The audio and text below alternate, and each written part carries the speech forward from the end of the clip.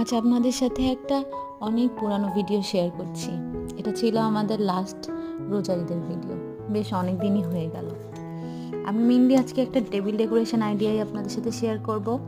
আপনারা চাইলে এভাবে ঈদের দিন বা কোনো স্পেশাল অকেশানে নিজেদের দিনটাকে আরও সুন্দর করে সাজিয়ে তোলার জন্য এইভাবে টেবিল ডেকোরেট করতেই পারেন। তো এখানে অনেকগুলো সুন্দর কিছু ক্যান্ডেল দিয়েছিলাম আমরা। আর এটা আমাদের গাছের ফুল, বাগান বিলাস, খুব প্রিয়। আর এই যে টেবিল ম্যাটটা না, এটা আমরা একটা মেলা থেকে কিনেছিলাম চট্টগ্রামের।